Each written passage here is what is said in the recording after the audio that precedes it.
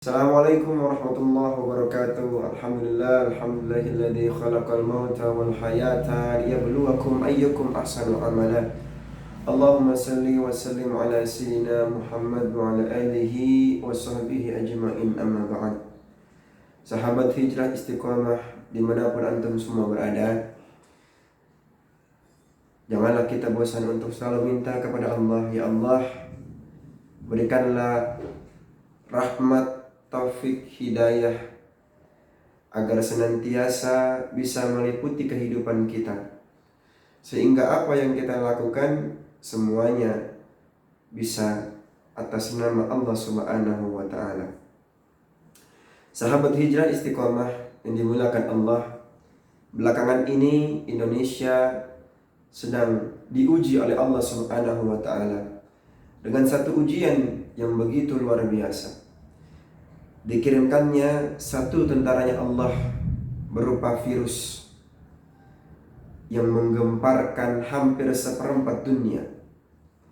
Banyak yang telah menjadi korbannya, banyak yang terkena virusnya, dan banyak juga yang terindikasi terpapar virus tersebut.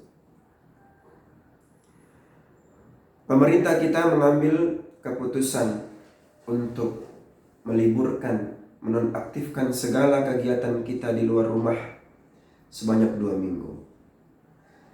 Tidak terkecuali salat berjamaah yang sekarang ini menjadi perbincangan banyak para ulama tentang hukum tersebut. Namun kita harus pahami dalam syariat kita, maqasidus syariah, tujuan diadakannya syariah, salah satunya adalah hifzun nafas, yaitu menjaga diri kita dari kemudaratan.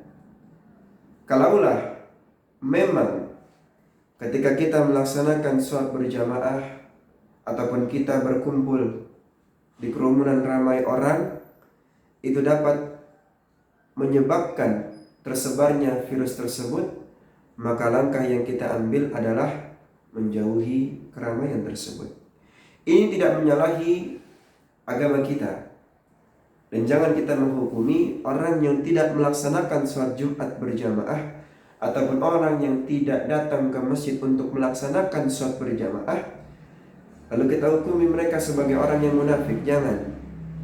Akan tetapi kita harus mengambil hikmah dari setiap apa yang terjadi di muka bumi ini. Allah Subhanahu wa ta'ala mengatakan orang-orang yang beruntung adalah orang-orang yang mau mengambil hikmah dari setiap kejadian yang terjadi di muka bumi ini. Kita sering mendengar kullu syai'in sabab, likulli syai'in sabab. Setiap kejadian yang terjadi pasti ada sebabnya. Nah, sekarang kita mulai berpikir, apa maksud Allah Subhanahu wa ta'ala mengirimkan satu tentaranya ke negara kita yang tercinta? Lalu kenapa Allah menggerakkan hati pemerintah untuk menonaktifkan kegiatan sosial kita selama 2 minggu? Maka kita ambil hikmahnya bahwa corona ini, virus ini adalah bentuk undangan dari Allah Subhanahu wa ta'ala kepada kita. Allah gerakkan hati pemerintah untuk menonaktifkan selama 2 minggu. Itulah waktu yang Allah berikan kepada kita agar kita senantiasa lebih mendekatkan diri lagi kepada Allah. Saat ini Allah ingin melihat hamba-hambanya yang rindu kepadanya. Allah ingin lihat hamba-hambanya yang dulu sering bertahajud, sering berdoa, sering meminta ampun kepada Allah.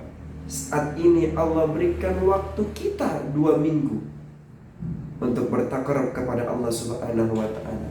Kita minta sama Allah, mudah-mudahan kasus corona ini, virus corona ini segera Allah angkat dari muka bumi. Jangan kita dikasih libur 2 minggu malah kita bermalas-malasan. Yang tadinya rajin ke masjid jadi nggak ke masjid, yang tadinya rajin tadarus jadi tidak tadarus, yang tadinya rajin ke majelis taklim jadi tidak mau datang ke majelis taklim, karena yang ditakuti corona. Seharusnya kita takut kepada Allah Subhanahu wa taala, dan ini adalah undangan dari Allah. Waktu 2 minggu yang sangat singkat ini, marilah kita gunakan untuk bertakarrub kepada Allah Subhanahu wa taala. Bertafakkur, kenapa Allah berikan musibah kepada negeri kita, virus corona ini. Dalam kitabnya Al-Imam An-Nawawi Al-Bantani menyebutkan, qala jumhurul ulama at-tafakkur ala khamsati awjuh. Tafakkur ini ada 5 bentuknya. Yang pertama, tafakkur, mentafakuri ayat-ayatnya Allah. Dengan mentafakuri ayat-ayatnya Allah, kita akan menambah keyakinan kita kepada Allah Subhanahu wa taala. Yang kedua, mentafakuri janji-janjinya Allah Subhanahu wa taala. Dengan kita mentafakuri janji-janjinya Allah, itu akan menambah semangat kita untuk terus beribadah kepada Allah. Yang ketiga, tafakkur kita atas peringatan Allah Subhanahu wa taala.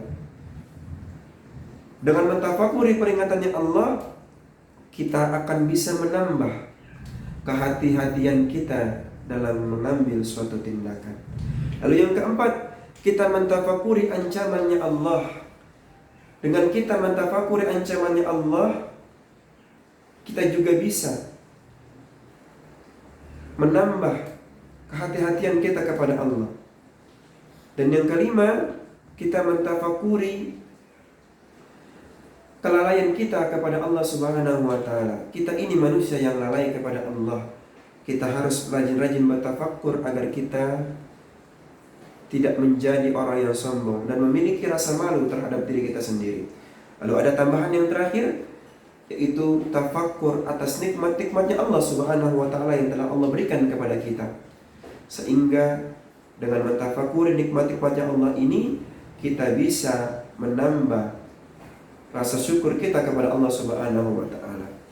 Lalu virus corona ini Allah kirimkan kepada kita agar apa? Agar kita bisa mentafakuri apa yang telah kita lakukan sampai Allah mengirimkan virus ini. Dalam hadisnya baginda Rasulullah SAW bersabda, tidaklah sesuatu musibah yang dikirimkan untuk orang-orang yang mukmin illa rafa'allahu darajah, kecuali Allah akan mengangkat beberapa derajat, fata'anhu biha khati'atan, dan Allah akan menghapuskan segala kesalahan-kesalahannya. Mudah-mudahan dengan adanya virus corona ini dapat mengangkat derajat orang-orang mukmin yang bersabar dalam menghadapinya dan menghapuskan segala dosa-dosa kesalahan kita yang telah kita lakukan di hari yang lalu. Kurang lebihnya mohon maaf. Mudah-mudahan kita selalu dalam lindungan Allah Subhanahu wa taala. Wabillahi taufiq wal hidayah. Wassalamualaikum warahmatullahi wabarakatuh.